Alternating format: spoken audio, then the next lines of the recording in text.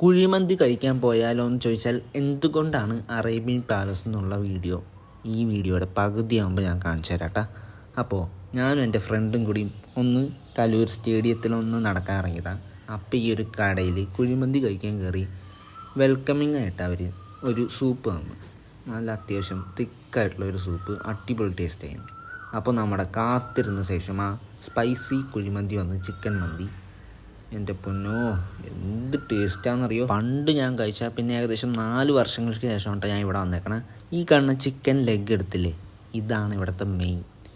ഈ ഒരു സോഫ്റ്റ്നെസ്, ഈ ഒരു പഞ്ഞി പോലത്തെ ചിക്കൻ, ഈ ഒരു വേവ്, ഇത് കാരണമാണ് ഈ കട ഇത്ര ടോപ്പായിട്ടിരിക്കണത്. വർഷങ്ങളായിട്ട് ടോപ്പായിട്ടിരിക്കുന്നു. പല കടകൾ വന്നിട്ടും ടോപ്പിലിരിക്കണ ഈ ഒരു കടയാണ്.